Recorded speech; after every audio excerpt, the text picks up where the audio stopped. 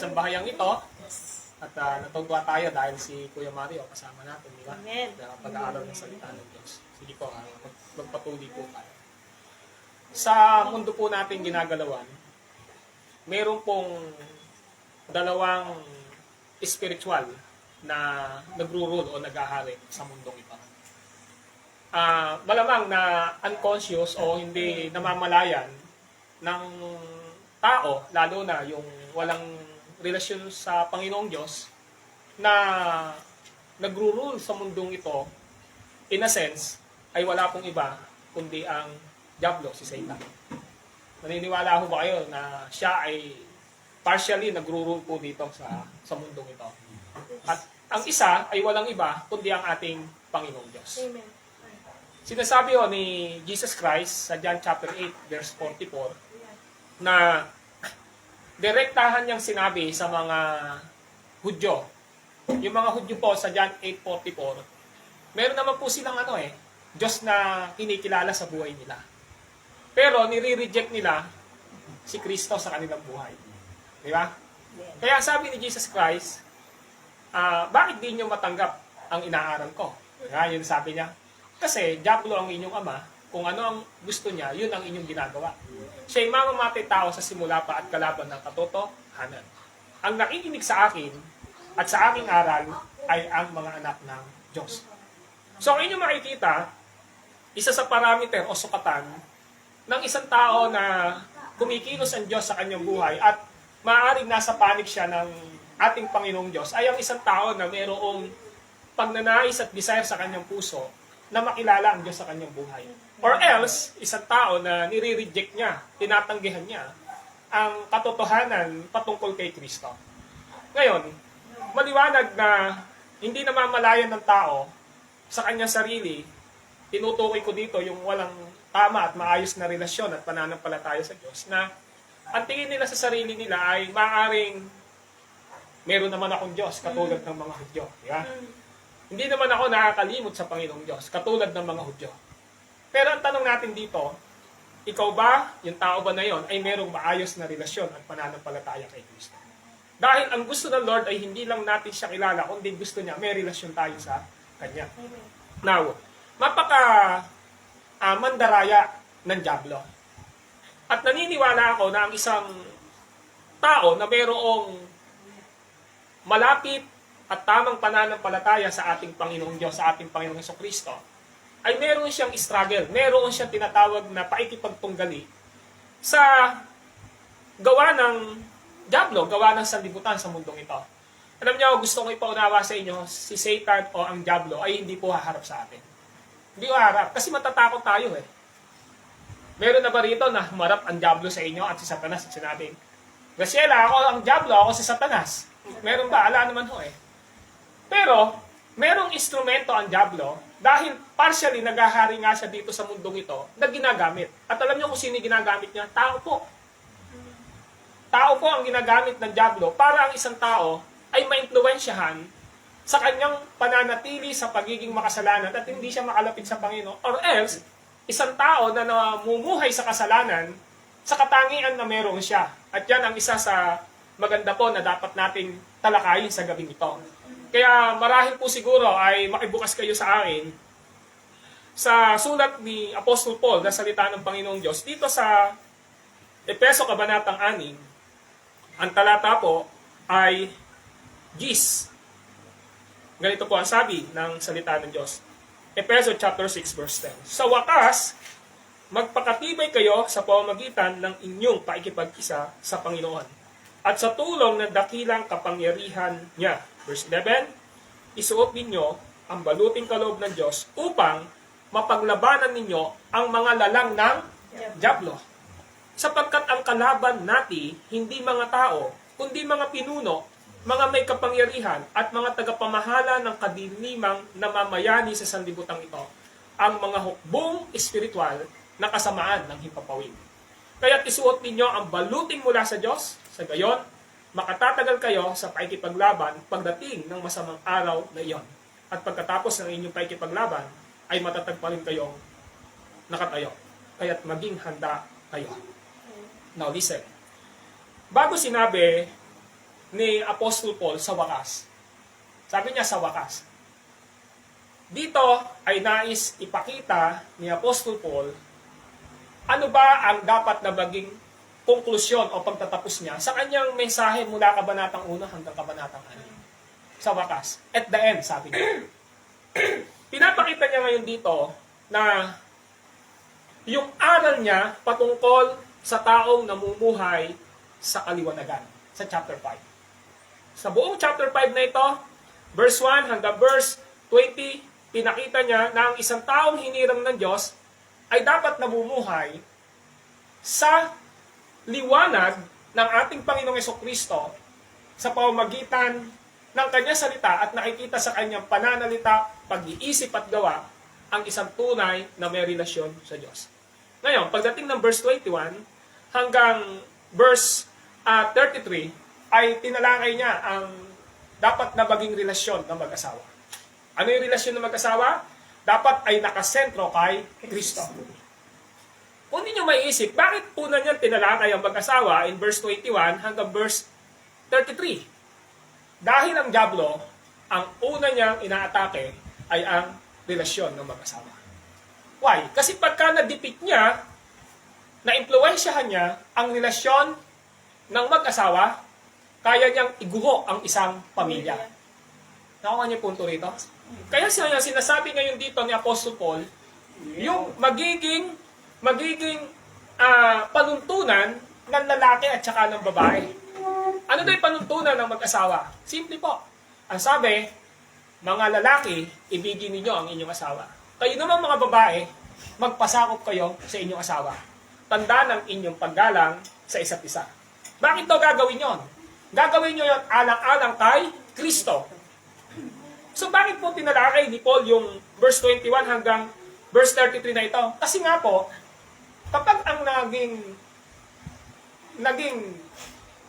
unang atake ng kaaway ay ang mag-asawa, sira ang pamilya eh. Why? Because the basic unit of our society is family. Diba? Pamilya po eh. Kaya dapat yung pamilya, sinasabi niya kung Christian tayo, kung mananampalataya tayo, dapat ang relationship ng bawat isa ay Christ-centered, kay Kristo nakasentro. Tapos, tinalakay niya sa chapter 6 verse 1 hanggang verse 4 ang aral sa mga magulang at mga anak. Tinalakay niya. So, napakaganda ng presentation ni Paul, di ba?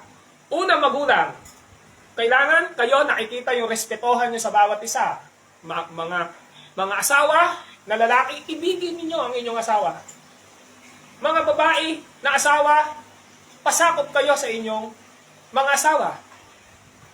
Katulad ng pagpapasakop ninyo kay Kristo. Kasi bakit po? Kayo pong nanay, tayo tatay at saka mga nanay, dapat tayo ang nagiging modelo ng ating mga anak sa ating pananampalataya kay Kristo. Dapat nakikita yun. Dapat walang gulpihan, dapat walang salitaan ng masasakit. Yun eh. Bakit? Kasi bigla niya ngayon tinalakay sa chapter 6 verse 1, yung salitang mga anak, sundin ninyo ang inyong magulang. Di ba nakita niya? Sabi ng mga anak, sundin ninyo ang inyong magulang alang-alang sa Panginoon. Sapagkat ito ang nararapat. Verse 2, igalang mo ang iyong ama't ina. Ito ang unang utos na may kalakip na pangako. Ganito ang pangako, ikaw ay giginhawa at lalawig ang iyong buhay dito sa lupa. So ano yung pinapakita ngayon dito? Yung ating respeto sa ating mga magulang. Bakit? Kasi dapat makita nila si nanay, nirirespeto si tatay, katulad ng pagrespeto niya kay Kristo. Si tatay, nirirespeto niya si nanay, katulad ng pagrespeto niya kay Kristo. So yung anak, ano yung mangyayari ngayon? Ang utos ngayon, yung mga anak, dapat narespetohin ang kanilang mga magulang. Pero teka, ano yung sumunod? Ang sumunod, yung verse 4, merong warning sa magulang. Ang sabi sa verse 4, mga magulang, huwag niyong ibuyo sa paghihimaksik laban sa inyo ang inyong anak dahil sa malabis ninyong kahigpitan, sa halip palakihin sila sa tuntunin at aral ng Panginoon. So, sometimes, ang mga magulang, dahil sa sobrang pananalita sa kanilang anak, sa kanilang mga apo, ng mga bagay na hindi magaganda, lumalayo ang loob at lumalayo sa kanila dahil nga hindi maganda ang pagtarato, hindi nagiging Christ-centered ang pagtarato at hindi nagiging biblical ang kanilang relasyon sa kanilang anak. sa manugang, sa apo, o sino mang kasama sa bahay. Ngayon, binanggit ngayon, pagdating sa verse 5 hanggang verse 9, yung mga alipin at saka yung Panginoon, yung mga boss at saka yung mga trabahador. Ganon din yung sinabi. Ngayon, bakit niya ngayon binanggit yung verse 10 sa wakas? Kasi nga, at the end, nung sinabi niya sa wakas, alam ni Paul na sino ang magiging instrumento ng dyablo upang ang isang tao ay makagawa at makapagsalita ng pangit. Eh, yun laging kasama mo. Yun lagi mong kasama mo. Kung ang lagi mong kasama sa bahay, kayo na lang dalawa ng asawa mo yung nagkikita-kita, lahat ng, dahil nga, baka hindi kayo malalim sa pananampalataya mo sa Lord, ang nakikita mo na lang, yung mga mali ng nando sa loob, eh mag-aaway po talaga kayo. O ikaw yung lolo't lola na wala nang tingnan, yung mga anak mo, tinitingnan mo gano'n, na lahat ng makita mo, napansin mo na, hindi ho magiging healthy yun. Kasi ang sinabi niya ngayon dito, bakit na tinalakay ang mag-asawa, tinalakay yung mga anak, tinalakay yung dapat na concern ng magulang sa anak, tinalakay ang empleyado at saka yung mga trabahador. Kasi yun yung pwedeng maging dahilan upang gamitin ng dyablo. Yung mga taong nakapaligid sa atin, eh hindi naman ho lahat sa pamilya natin ay mananampalataya. Eh minsan nga, mananampalataya na. Siya pa yung source ng panghihina natin, di ba? At siya pa yung nagiging source ng ikatitisod natin, di ba? Sa bawat isa. Kaya ang sabi niya ngayon, at the end, sa wakas. Ano sabi niya ngayon sa wakas? Magpakatibay kayo sa pamamagitan ng inyong paikipag-isa sa Panginoon sa tulong ng dakilang kapangyarihan niya. So yung sinasabi ngayon dito ni Pablo ay ito. Sa wakas mga nanay, sa wakas mga anak, sa wakas mga magulang, sa wakas mag-aasawa, sa wakas mga amo at empleyado. Ang sabi niya ngayon dito, magpakatatag kayo. Ano ibig sabihin doon? Magpakatibay kayo. Saan? Sa inyong pananampalataya. Kasi bakit? Posibleng makita mo yung mali ng taong nakapaligid sa'yo. At dahil pag nakita mo yung posible, na matisod ka dahil ang taas ng expectation mo. Kung ano, ikaw, pinag-uusapan natin, ikaw ay nagpakasal sa may isang lalaki. Nakala mo, kilalang-kilala mo na. Parehas naman kayo Christian. Eh nung pala, sabi nga ni Mama Siseng, nung nandun na kayo, magkasama na kayo ngayon, nagsasama na kayo sa bilang mag-asawa, nakita mo na ngayon, lumabas na ngayon yung ugali. Diba? Ganon din sa empleyado at saka sa boss, di ba? Pwedeng mangyari yon. Ganon din sa nanay at saka sa tatay. So sinasabi niya ngayon dito, may struggle. Within the family, may struggle within the works, may struggle sa samahan ng mga magulang at ng kanilang mga anak. Kaya ang sabi niya, dapat maging handa kayo, magpakatibay kayo, sabi gano'n, sa pamamagitan ng inyong paikipag-isa sa Panginoon. Ano ibig sabihin ng paikipag-isa sa Panginoon? Yung iyong pananampalataya, ito yung magiging sandata mo. Saan? Sa iyong mga pwedeng kasangkapanin ng kaaway upang panghinain ka sa pananampalataya mo. Kaya sabi rito, magpakatibay kayo sa pamamagitan ng inyong paikipagkaisa sa Panginoon sa tulong ng dakilang kapangyarihan niya. So may tulong ang Diyos. Kung ikaw yung anak na suwail at ikaw ay mananampalataya, handa ho ang tulong ng Diyos. Kung ikaw naman yung nanay at tatay na medyo tamay na bakal sa iyong mga anak, handa ang tulong ng Diyos. Ikaw yung lolo't lola na medyo hindi maganda yung relasyon mo sa iyong mga apo o sa mga nakapaligid sa iyo, handa ang tulong ng Diyos. Yun ang sinasabi niya ngayon. Bakit? Ang sabi niya, ay ito, meron tayong kalaban. Meron tayong kalaban. At sino yung kalaban natin? Sa verse 12. Ang sabi ron, ang kalaban natin hindi mga tao. Hindi mga tao eh. Yes, literal, kung nag-away kayo ng nanay at tatay mo, nagkatampuhan kayo ng nanay mo at saka ng tatay mo, ng kapatid mo, na sino mang nakapaligid sa inyo, literal na kayo yung nagkaroon ng problema na hindi maganda o nagtampuhan kayo, nag-away kayo. Pero ang totoo doon, sa behind that, merong force na kumikilos. At sino yon? Yung diablo. Kaya sabi ron sabi niya, sapagkat ang kalaban natin hindi mga tao. Instrumento lang ng kaaway. Kaya nga ito sometimes tayo na Kristiyano, hindi natin alam tayo pa pala yung nagiging instrumento ng kaaway. sa isang tao, di ba? We are the source, tayo ang nagiging source para ang kapatid natin manghina, para ang anak natin ay lalong lumayo sa Panginoon, o kaya naman tayo na anak, yung magulang natin lumayo sa Panginoon. Vice versa yung sinasabi ko, na minsan hindi natin alam, unconscious tayo, na hindi natin alam na nagiging assessor na pala tayo ng kasangkapan na pala tayo ng kaaway, di ba? Upang yung relasyon natin sa pamilya, relasyon natin sa trabaho, relasyon natin sa anak natin, sa asawa natin, di ba? Ay nagiging dahilan na pala kung bakit nagkakagulo dahil kinakasangkapan na pala tayo unconsciously ng dyablo. May kaaway po tayo. Ang hindi mo kaaway yung asawa mo, hindi mo kaaway yung anak mo, hindi mo kaaway lolo't lolo mo, hindi mo kaaway yung kapatid mo. Ang kaaway mo ay yung kumikilos doon bakit siya nagkagano. Yun ang sabi Kaya ang sabi ngayon dito ay ito. Sabi niya, kundi mga pinuno, may kapangyarihan at mga tagapamahala ng kadilimang namamayani sa sanlibutan ito, ang mga hukbong espiritual na kasamaan sa himpapawid. Ito yung matindi Kaya ang sabi niya ngayon, isuot ninyo ang baluting kaloob ng Diyos upang mapaglabanan ninyo ang lalang ng dyablo. Lalang po ng dyablo. Siyempre, sinasabi ko sa inyo, ang dyablo, hindi siya harap sa atin. Hindi yung haharap ang dyablo po, gusto ko ipaunawa sa iyo, si Satanas, si Satan, siya ho si Lucifer. Isa lang ho yun, si Satan. Hindi ho dalawa si Satan, isa lang ho si Satan. Okay? Ngayon, sino yung dyablo? Pwede daw si Satanas din yun, pero most of the scholar naniniwala, ang mga dyablo ay walang iba, kundi yung mga angel na sumunod kay Satan. Yung fallen angel na kasama ni Lucifer. So, ibig sabihin, nagkalat pala ang dyablo. Di ba? Espiritu sila Espiritu, paano natin nalaman? Di ba? Sa cellphone natin. Di ba? Pwedeng kasangkapanin ng kaaway yung cellphone na hawak natin na yan. Nakuha niyo yung punto ka? Yes. Computer na meron tayo, pwedeng kasangkapanin ng dyablo yan. Yung mga nakikita natin sa TV, pwedeng kasangkapanin ng dyablo yan. Yung mga tao nakapaligid sa atin, pwedeng kasangkapanin ng dyablo yan. So maliwanag ngayon na sinasabi ng ating Apostol Pablo na meron tayong kalaban. Ano? Ang lalang ng dyablo. Lalang ng mga dyablo. Nakuha niyo? Yes. Minsan, simple lang naman to Lagyan natin ng ilustrasyon. Isang umaga, nagising si nanay. Nung nagising si nanay, sabi niya sa anak niya, "Anak, gumayak ka na at anong oras na papasok ka?"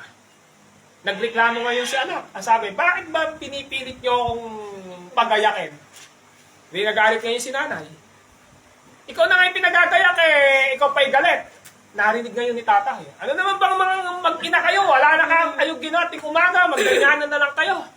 Narinig ngayon ng isang kapatid, ikaw kasi dapat sumunod ka na kanina Di ba? Napansin niya? Ganun. Hanggang ano yung mangyayari? Lahat na. Yung buong pamilya, Nagkagulo. nagkagulo na po. Bakit po? Hindi nyo alam, meron nang nakapasok na gawa ng dyablo. Amen. Yun. Kaya nagkakagulo Kaya merong sa simpleng ilustrasyon na yun, posibleng mangyari yun. Di ba? O, pasinin natin. Di ba may mga time na meron tayong sasabihin natin, gusto ko nang maagang matulog, pero dahil hawak mo yung cellphone mo. Di ba? Inumaga ka na, di ba? Ngayon, yung oras na sinasabi mo, gigising ako ng alas 5 dahil kapapanood mo ng ganire, ano ba yung aniwan mo doon sa may cellphone mo yun, hindi ka na ngayon magigising ng alas 5. Nagising ka ngayon, alas 7, hindi nagmamadali ka. Ngayon, dahil nagmamadali ka, hindi ka nakatulog ng maayos, mainit yung ulo mo. Kasi syempre, hindi ka nakatulog Pinapakain ka ng nanay mo, kumain ka muna, hindi na ako kakain. Hindi nagalit na naman yung nanay mo sa'yo. Napansin nyo yung simple way? Ang sinasabi ngayon dito ni Apostol Pablo, kapatid, hindi tao ang kalaban natin kundi yung mga espiritong naghahari sa pahimpapawid. At sila ay walang iba, kundi ang dyablo o ang mga dyablo o ang mga masasamang espiritu. Nakita nyo? Kaya, ano yung dapat natin gawin? Simple lang ang sinabi ng Bible. Hindi mo sinasabing, hayaan mo na ikaw ay sakupin ng iyong mga masasamang ginagawa. Hindi ang sabi ay ito. Verse 11.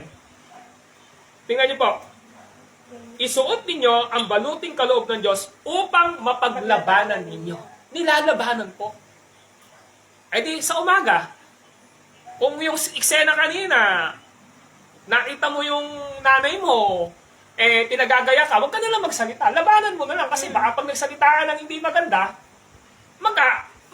hindi magiging maganda yung usapan. Ang sabi, labanan nyo. Kaya ang nagpasi. May pinagagawa. Labanan ninyo, alin daw, ang lalang ng dyablo. Alam nyo, ang lalang, kahit nga ako sa loob ng simbahan, may lalang ang dyablo eh. O, totoo naman eh. Kunwari, nandun tayo sa loob ng simbahan, may pumasok na yung suot hindi ayos, sleeveless. Diba? Tapos, alam po akong istasyon ko lang ito. Isuot niya, takaw pansin. Diba? May mga lalaki. Sa tingin mo ba, hindi ka matitingin doon? Paano kung ang dyablo ay linglangin ka na? Hindi ka na makakapag-concentrate ngayon. Sa halip na iniisip mo si Lord, naiisip mo ngayon yung nasa harapan mo. Nakita niyo yung punto? So, simple lang ang sinasabi natin dito. Sa loob ng simbahan, pwede yun. Lalo na sa loob ng bahay. Bakit? Kasi ang dyablo, ang masamang espiritu ng hipapawid na ito, nasa lahat ng lugar po yun. Hindi lang siya makakapasok sa ating katawan dahil tayo ay templo at selyado ng banal na espiritu. Hindi nga tayo pwedeng iposes ng dyablo eh. Why? Dahil tayo ho ay selyado ng banal na espiritu. Pag-aari, ano ba yung selyo? Ang selyo, sabihin na lang natin, di ba, pagka yung selyo ng may seal po yung kandado po ang ibig sabihin, tubig. Hindi mo siya pwedeng galawin. Yun yung pinaka-protection niya. Di ba? Sealed. Ibig sabihin, ngayon, kung ang ginawa mo, pinatalo mo ngayon, pinairal mo ngayon yung laman mo at yung Espiritu Santo nang hina dahil magkalaban ng laman at ang Espiritu, hindi mo nilabanan sa pamamagitan ng salita ng Diyos, ng panalangin, ng pagtanggi, ano mangyayari ngayon? Mabubuksan po yun. Kaya ang nangyayari, pumuputok po, sumasama yung loob natin, nagagalit tayo, di ba? Nagagawa natin yung hindi kalooban ng Diyos kasi nga, ang nangyayari sa atin ay hindi natin nilabanan. Hindi tayo lumalaban sa sarili natin, lumalaban tayo sa salita ng Diyos, sa banal na Espiritu na siyang ating pinapanampalatayanan. Nako nyo? Kaya ang sabi ni Apostle Paul, labanan ninyo. Labanan ninyo ang lalang ng dyablo. Paano mo lalabanan? Simple lang ho. Sabi niya sa verse 13 na ito, isuot ninyo ang baluting mula sa Diyos. Ano ba yung baluti? Ito na, ginamit na niya, yung Roman soldier. Yung Roman soldier, nung araw, pag nakita nyo may helmet, nakita nyo, merong breastplate, nakalagay po dito, yung ganon, parang vest. Meron pang ganon, may espada. Diba? Tapos kumpleto siya.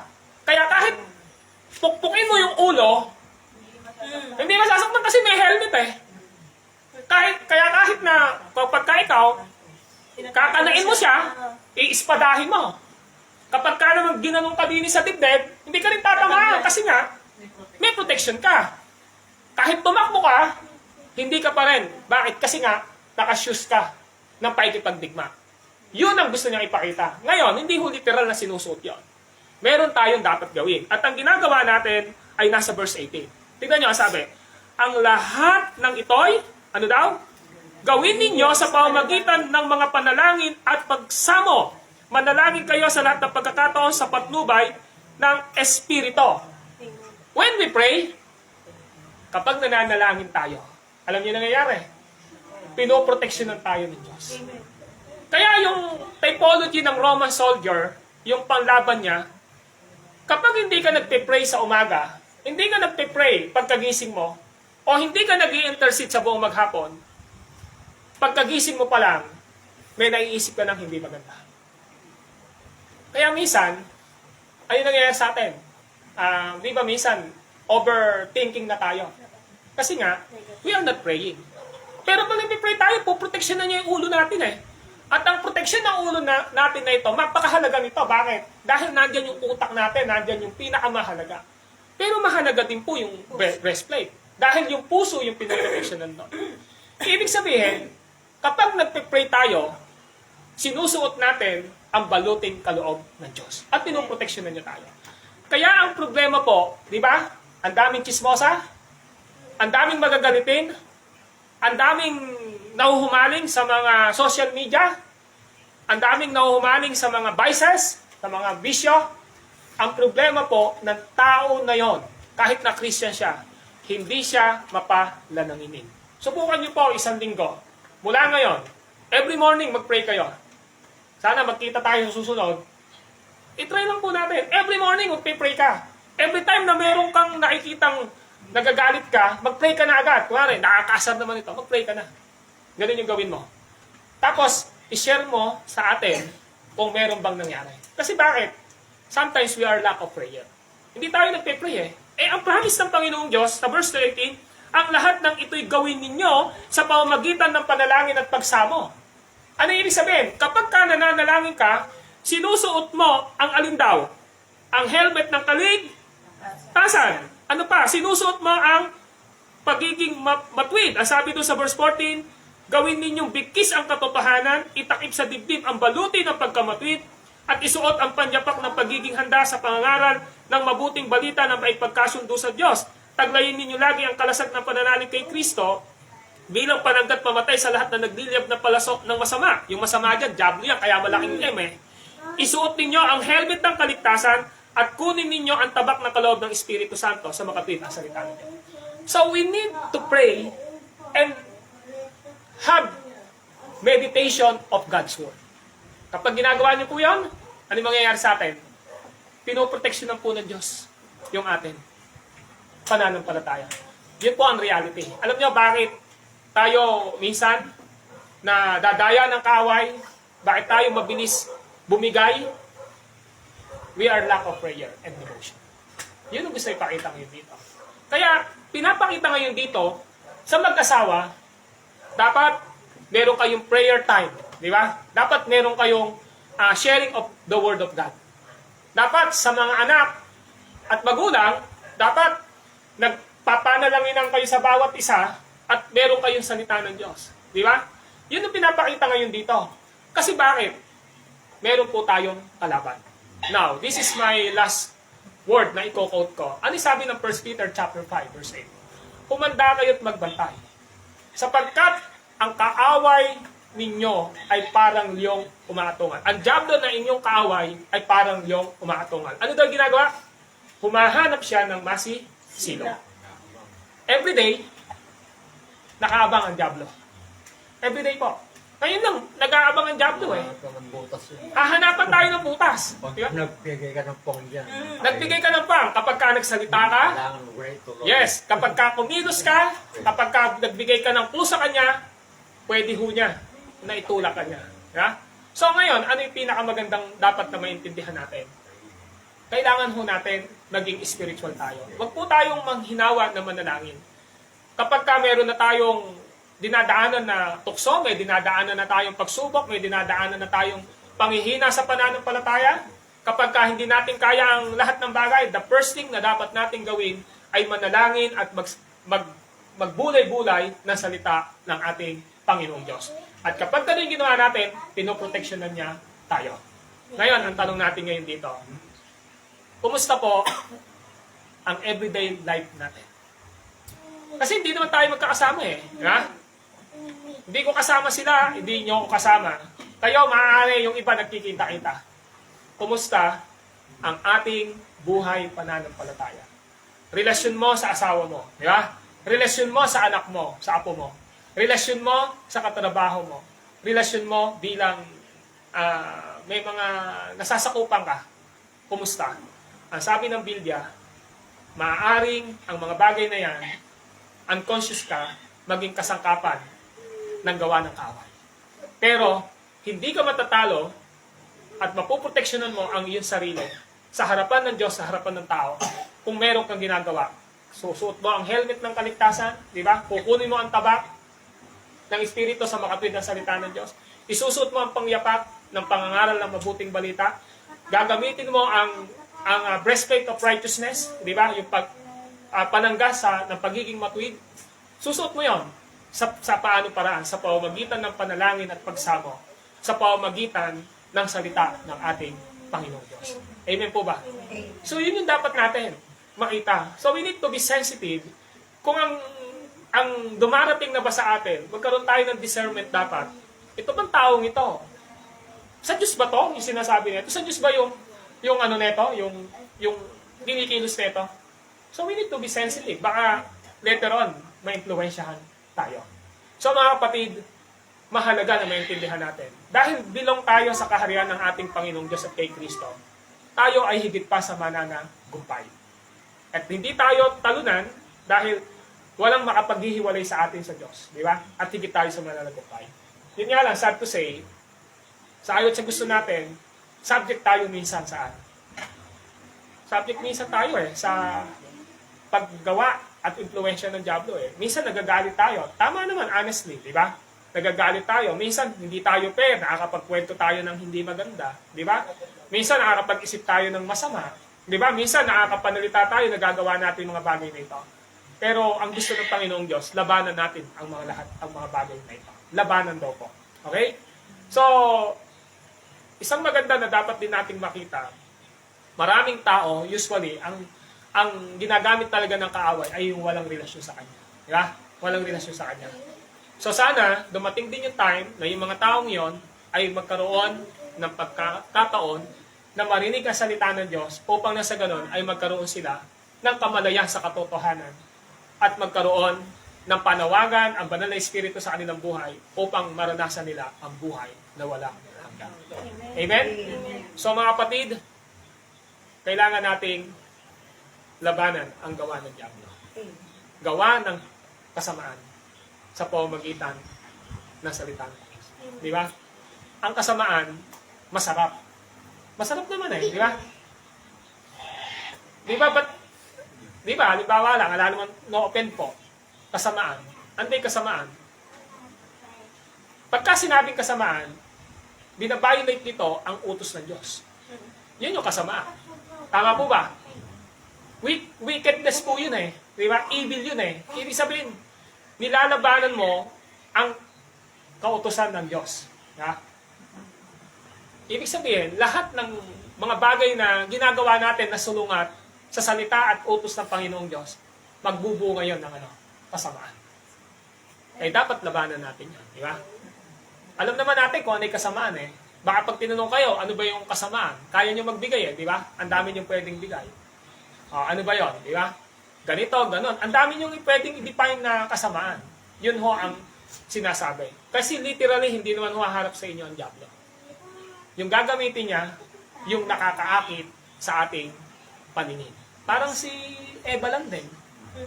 Sabi, nabuo sa isipan niya na masarap ang maging marunong. Yun, masarap tong na ito Alam naman niya, kausap kay Diablo. Posible, Diablo, alam naman yan, Diablo kausap niya. Bakit tayo pag na-deceive siya, nadaya siya Bakit? Ang ganda kasi ng hain ng Diablo. Magiging parang Diyos kayo. Di ba? Edi na, sabi ng babae, nabuo sa isipan niya na mabuti ang maging marunong. Bakit? Kasi nasarapan siya, masarap sa paningin niya. Di ba? Nabuo sa isipan niya. Edi kinain niya. Laglag sa bitag ng Diablo. So mga kapatid, ang Diablo nandiyan lang. Umaalih-aligid, humahanap ng masisiwa. Huwag na natin patulang kung alam natin sa galing sa Diablo, di ba? Kailangan na nating labanan. Amen po ba? Amen. So, yun po ang ibig ko sabihin. Meron po bang question, dagdag sa ating pag-aaral ngayong gabi?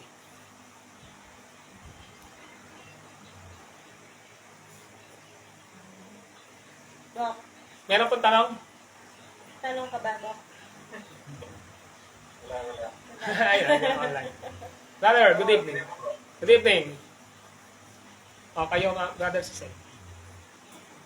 Minsan, so, siyempre gusto kong i-clarify sa atin dito na tayo na mga mananampalataya ay more than conqueror kasi nasa atin si Kristo, di ba?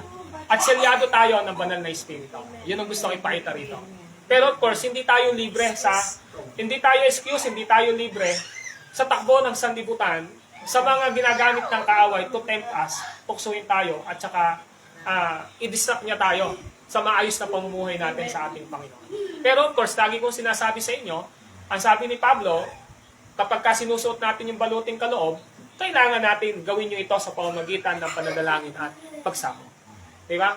At salita ng Panginoong Diyos. Yun yung pinakasandata natin na pinoproteksyonan ng Diyos yung spiritual life natin, yung buong pagkatao at buhay na relasyon natin kay Kristo. So may tanong pa o wala na? So kung wala na pong question, let us pray at baka may maisip kayo mamaya, pwede pong magtanong. Let us pray. Panginoon po namin Diyos na banal at makapangyarihan sa lahat, lumalapit po kami sa inyo sa pamamagitan po ng aming Panginoong Hesukristo. Si Kristo po ang aming katuwiran sa inyong harapan. Pinalaya nyo kami sa kasalanan dahil sa kamatayan at pagkabuhay ni Jesus. Tinitingnan nyo kaming matuwid dahil sa katwiran ng aming Panginoong Jesus na naisalin at naipasa sa amin sa pamamagitan ng pananampalataya. Pero Lord, hindi po kami libre sa mga strategy na ginagawa ng diablo, ng kaaway, sa pamamagitan ng sistema ng mundong ito, na kung saan ay katulad na sinasabi ni Apostol Paul, ni Apostol Peter, na meron kaming kaaway. Ang kaaway po namin ay, alam namin, ang diablo, ang takbo ng sanlibutan ito, na sistema ng sanlibutan ito, o maging ganun din po sa kahinaan ng aming laman. Pero Lord, pinapakita ninyo na meron kayong ibinigay sa amin na proteksyon. At yon ay nasa isang paghahalin tulad sa isang Roman soldier na protektado ng lahat ng pananamit na kanya sinusuot at maging sa espada na salita ng Diyos. At ang sabi niyo, Lord, gawin namin ang lahat ng ito sa pamamagitan ng pananalangin at pagsamo. Tulungan niyo po everyday, Panginoon, sa buhay namin na manalangin kami sa tulong ng inyong banal na Espiritu. We always pray sa aming mga buhay dahil ito po ang nagbibigay sa amin ng pagdaing at paglapit sa inyo upang masabi namin sa inyo ang mga dinadaanan namin sa aming mga buhay. Ito man ay sistema ng takbo ng sanlibutan na maaaring kinakasangkapan ng diablo at ng kaaway, o ito man ay kahinaan ng laman. Panginoong Diyos, kapag kami ay nagiging prayerful, nagiging mapanalanginin, alam namin, Panginoong Diyos, na patuloy nyo